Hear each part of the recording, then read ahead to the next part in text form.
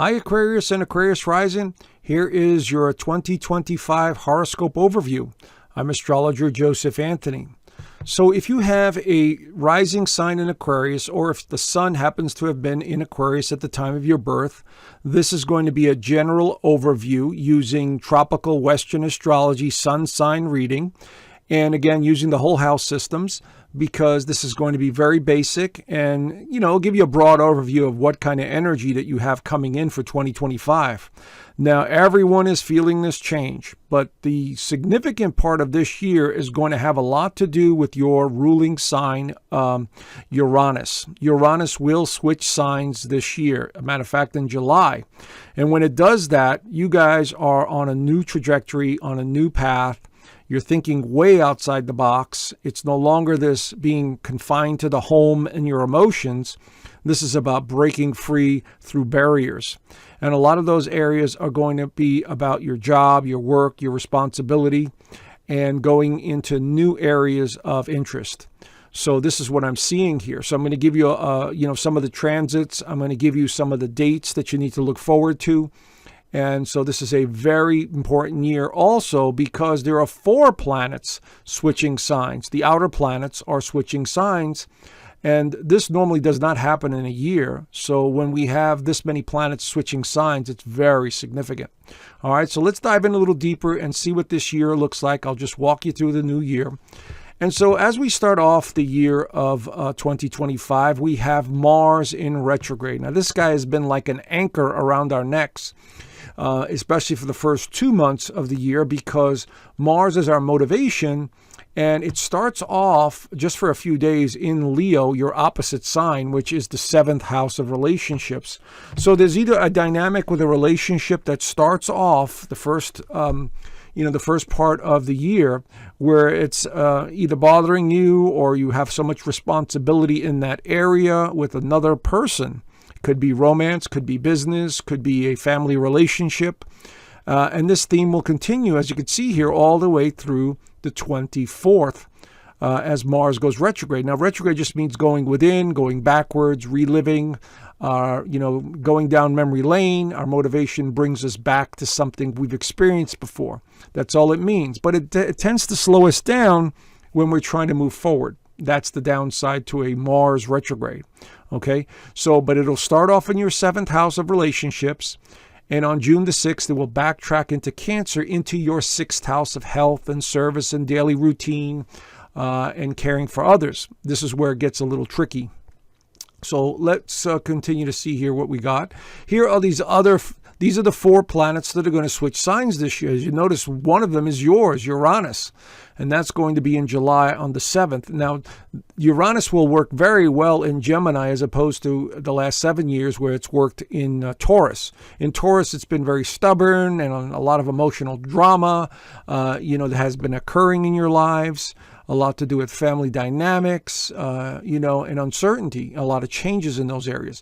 But Uranus in Gemini is all about communication. It's another air sign like Aquarius, and it's going to be in the 5th house. So there's going to be a lot of changes in the 7 to 8 year range with this alignment in your 5th house.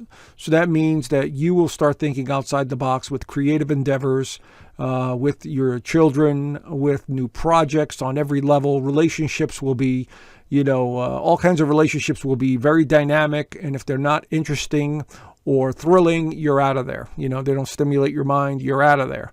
So that's going to be huge in July. But let's go back to, here we go. In March, the end of March there's so much energy in March because of the eclipses, but also because Neptune enters Aries for the first time in many, many years. And Aries is the first sign of the zodiac. And so we have this renewed sense of self that's going to happen. And this is going to be in your 3rd house of communication and ideas. And so your imagination is going to be literally on fire this year with creativity and motivation and drive and expressing yourself in some way. Again, when Saturn enters Aries, and these two will be together for a short period of time, but they'll be together in 2026 even more so. This also enters your 3rd house. So what's going to happen is you are going to be thinking completely outside the box, and you're going to be putting the wheels in motion for new ideas.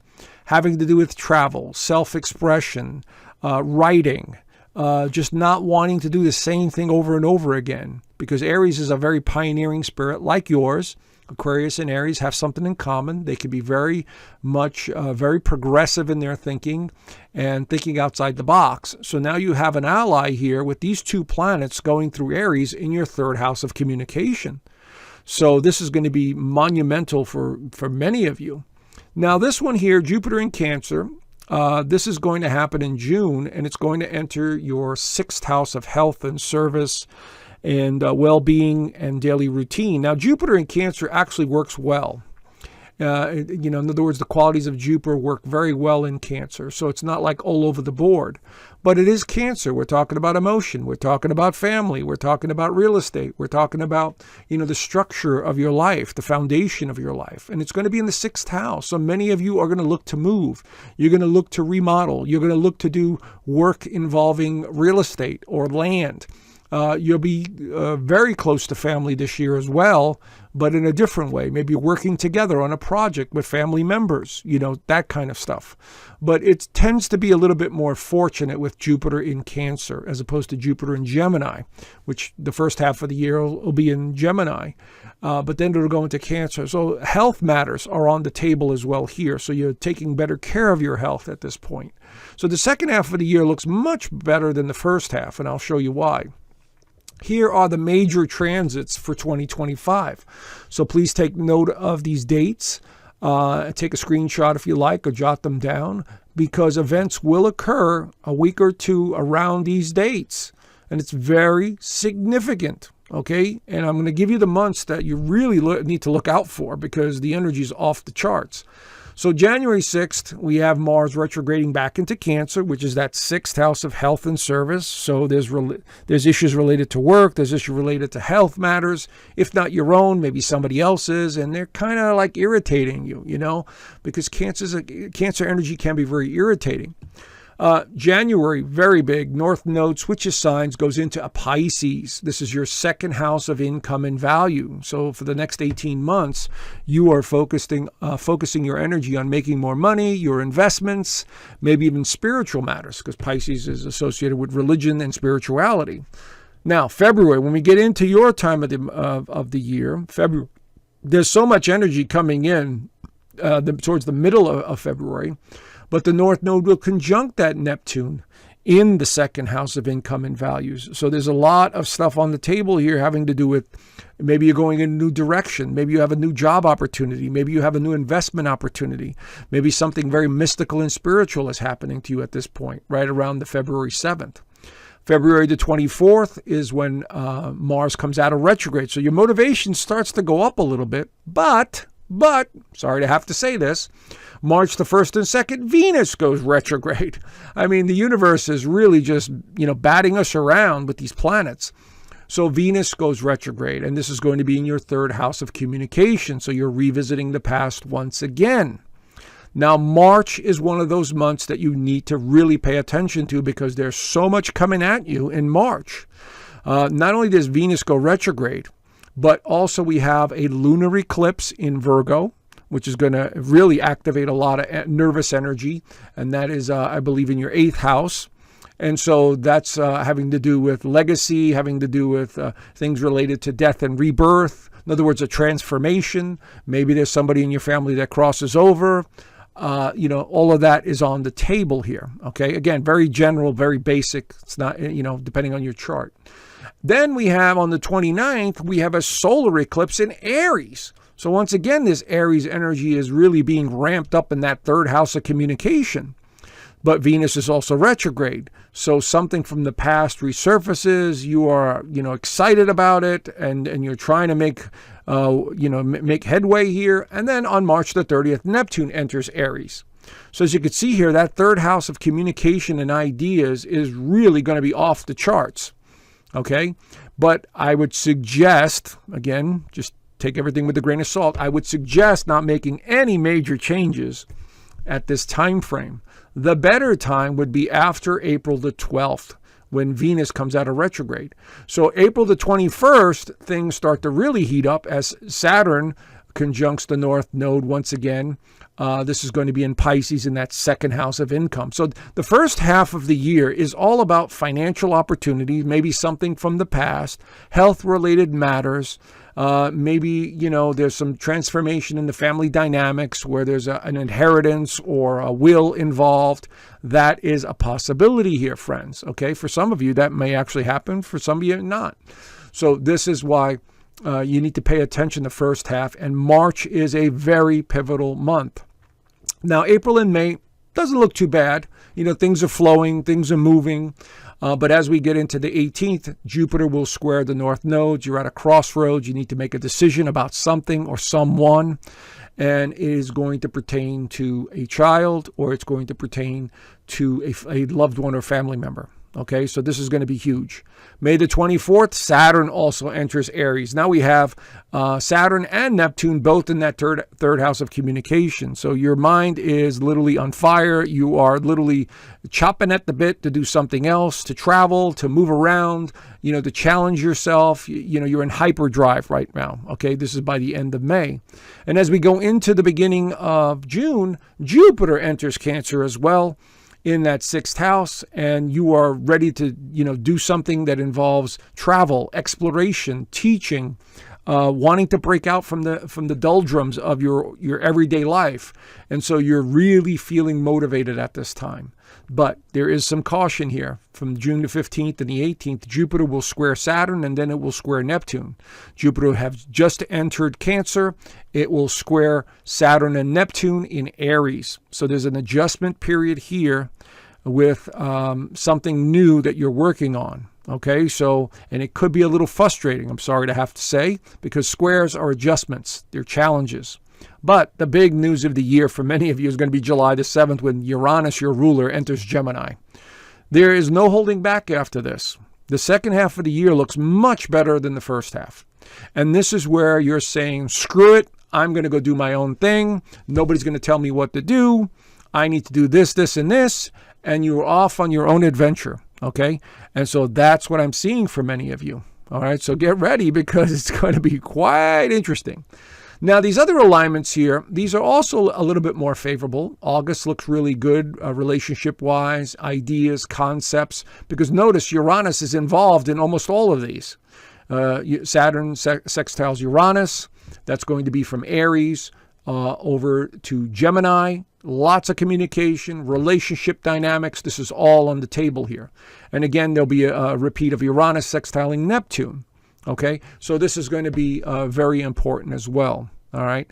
And so, but the other month that I really want you to take a look at is September, because not only do we have Jupiter making a favorable alignment to the North Node, but we have 2 more eclipses coming in. So every month that we have eclipses, one solar, one lunar, and we have tremendous movement in that month, it's almost a guarantee that events are going to occur in that time frame. Okay, so for the entire month of September, it's another wild card where the eclipses will light up certain parts of your chart, and you will have to make a decision about something. Okay, and I do have the eclipses here coming up. I'll show you what I'm talking about. But it is a major transformation. But this Jupiter trine the North Node, this looks very favorable. It has to do with financial matters. It has to do with occupation, job, travel. This is all on the table for many of you, okay? Now, as we wind down the year, November the 20th, we do have another Uranus sextile Neptune. Now, this time, they have retrograded back into the previous signs for the last time. Uranus will enter Taurus, 4th house, and Neptune will retrograde back into the 2nd house. So there's something that you're having to redo or revisit having to do with financial matters, maybe not your own, maybe they're somebody else's, and then you'll have to take care of. And so as we wind down the year, there's a sort of another review period at the end of 2025 that you'll be dealing with. Has to do with family dynamics. It has to do with a lot of change, maybe in someone's health, because Neptune has re-entered Pisces, and you're dealing with it or you're involved in it somehow, some way. Now, let's talk about this guy. Pluto has entered your sign and will stay here until 2044. So basically, Pluto is the sign of transformation, power, unseen forces that drive profound changes. It's in the sign of Aquarius. So This is going to transform your entire identity the next 19 years. Your physical appearance, how you think, how people see you, your hair color, your body in many ways, your clothing. You are going to be thinking so much outside the box that it might be scary to many. Okay, because that's what's coming. Pluto is changing your entire persona, but it does it in a slow way. Notice it's going to be 19 years. It's not like going to happen tomorrow. It is going to be a slow reinvention of yourself. And so this is the beginning stages of it, especially this year in 2025 with Uranus going into Gemini. So keep an eye on this guy because Pluto is really going to, challenge you from time to time over the course of the next 19 years. Now let's talk about this guy here because this is the North Node and this is what we're striving for. So this is like the arrow pointing us in a certain direction. And for the next 18 months here, all the way until July 2026, the North Node will be pointing into Pisces, which is that second house of income and value and investments. And so the general theme is going to be embracing compassion, spirituality, creativity, and intuition while letting go of overanalyzing perfectionism. That's the South Node. They always come in pairs. They come in opposites. And so this is going to be a very important year for financial matters and investments for many of you. And if it doesn't pertain to that, then it has to do with spirituality, mysticism, even religion to a certain extent, because Pisces does fall under that umbrella of religion. So many of you may find religion, so this is going to be a very important time. I took the liberty of putting this slide together to give you a little basic overview. South Node is what you must release. The North Node is what you must embrace. So here we have, I must release judgment towards self and others, a false sense of control, nitpicking, and micromanaging. While at the same time, I must embrace empathy, compassion, spirituality, faith in something greater than myself. That's what they're going to indicate. And so from time to time throughout the next 18 months, you will find your faith being challenged and trying to understand what you need to let go of that's not working for you anymore. Once again, Venus will go retrograde March the 1st and 2nd all the way to April the 12th. This has a lot to do with that third house of communication. So you're going to be revisiting the past relationships, past conversations. If you're thinking about writing a book or expressing yourself in some way, this could be a great time to figure things out and then implement them and put them out into the world. Okay, so this could be really good for that.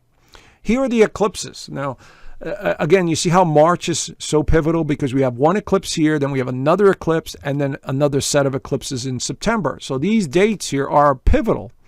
And so here is the first one. The lunar eclipse is going to be in the 8th house of death and rebirth, transformation, investments, shared resources. So something is going to begin to change for you guys around this March timeframe. I'm not saying people are going to pass away in your life, but there's a sense psychologically that I have to let go of something that's not working for me anymore, or someone's health is not doing too well and there's nothing else you could do, or maybe they're having surgery or something along those lines. You see? So this is going to be vitally important for many of you as this energy gets activated.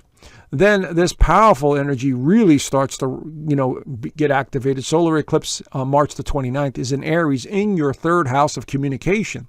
So you are like thinking outside the box. You're completely, wanting to break free from something or someone. And this is going to be a time where you express yourself in such a pivotal way. It's like this energy just keeps building up in you and you'll have to release it in some way.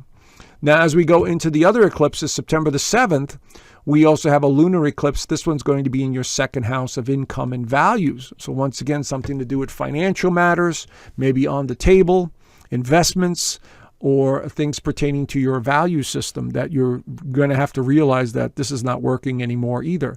Lunar eclipses are endings. Lunar eclipses are bringing things to light so you could transmute them, move forward, the cycle is coming to an end. And then the other eclipse is going to be in that 8th house again, solar eclipse, September 21st in Virgo. So this is giving you, a lot of drive and determination to better yourself psychologically, now financially, shared resources, starting an exercise program because it is Virgo. Virgo is the sign of health. And so you are taking charge. So between these two eclipses, there is a take charge energy here towards the end of both of these months that you need to utilize. Okay, so once again, here are the major transits. Take note of these dates, very important. And so as you can see, anything that has to do with Uranus is going to affect you. And these two dates, absolutely, March the 30th and May the 24th. These two signs go into a new sign, the first sign of the zodiac, which is going to be that third house of communication. So lots of changes in that area. June the 9th through June the 29th, 2026, Jupiter is in a very favorable position for work. And so if there's a job, a company, something you want to create, or maybe even land investment, or something to do with real estate or family dynamics, this can be a better time to implement them. Okay? So this is a time to get in there and do it because it looks very favorable.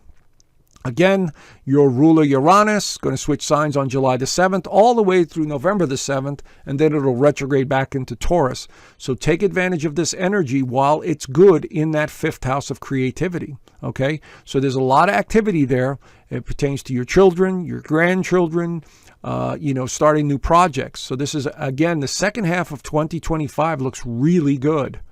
Once again, here are some more favorable alignments that I think you should take care of or be a part of. Okay, so plan accordingly. All right, so this is going to be an overview of what I see here. And there are the eclipses, once again, that you really need to take note of because they will affect you greatly around these time frames. All righty. Anyway, I hope you enjoyed that. If you want to watch an extended version of this, I go into more detail with the charts, and I will go dive deeper into what I see. And so I left a link down below to my inner circle. Not only the extended horoscopes, but you get the weekly horoscopes as well. I teach astrology there. We do weekly Zoom calls every Sunday. You could ask me all the questions you want on those Sunday Zoom calls about your chart. You could send me your chart. I go over it with you if you like. And, we have a wonderful bunch of people that participate every week in the Zoom calls, and we help each other out. Okay, so there you have it. Have a great year, Aquarius and Aquarius rising, and I look forward to talking to you soon. Bye for now.